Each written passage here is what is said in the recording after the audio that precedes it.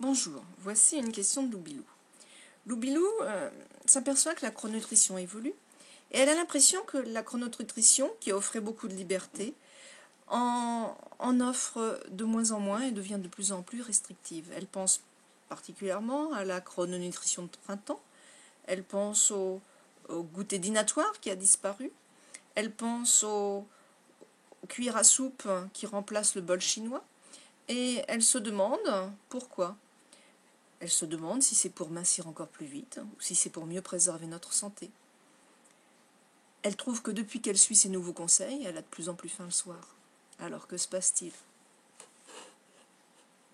Pauvre Loubilou, elle a un problème. Loubilou, elle supporte pas qu'on ait adapté la chrono au printemps. Allez, vous tracassez pas, Loubilou. En fait, le problème n'est pas grave du tout. Simplement, j'ai un peu modifié la chrono. D'abord parce qu'au printemps, il faut faire attention, il faut se débarrasser des excès de l'hiver. Ensuite, parce que je me suis aperçu que le bol chinois, il avait des valeurs qui étaient un petit peu aléatoires et qu'il était tantôt trop grand, tantôt trop petit, tandis qu'avec les cuillères à soupe, on ne peut pas se tromper. Il n'y a pas de problème.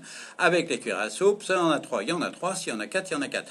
Petite précision qui va vous plaire, à toutes aussi bien qu'à Joubilou, c'est bien pleine. On ne fait pas des cuillères à ras, on ne se fait pas, on martyrise pas régime. Autre petit problème, si j'ai enlevé le goûter dînatoire, c'est simplement parce que je me suis aperçu qu'avec le goûter dînatoire, on mangeait beaucoup trop de fruits et qu'on risquait d'avoir des problèmes avec le pancréas et qu'on risquait de faire des hypoglycémies nocturnes et des hyperglycémies le matin, ce qui n'est pas souhaitable du tout. Donc, pour éviter ce genre de problème, je préfère qu'on fasse un demi-goûter. Je vous signale que qualitativement, ça n'empêche rien, donc vous n'êtes pas puni puisque sur le plan qualitatif, vous avez toujours les variétés et que vous avez de toute façon la possibilité de manger le soir votre dîner. Sans oublier que ce dîner peut être abondant et que si vous avez plus faim le soir, vous pouvez manger plus de poissons, autant de poissons ou de fruits de mer que vous avez faim. Mais, petit détail à vous rappeler, si vous avez trop faim le soir, méfiez-vous. C'est a priori parce qu'il y a 99 chances sur 100 pour que vous n'ayez pas mangé assez de fromage le matin. Donc faites attention, vérifiez votre quantité de fromage le matin. Elle n'est sûrement pas la quantité que je vous ai indiquée ou qu'on vous a recommandée.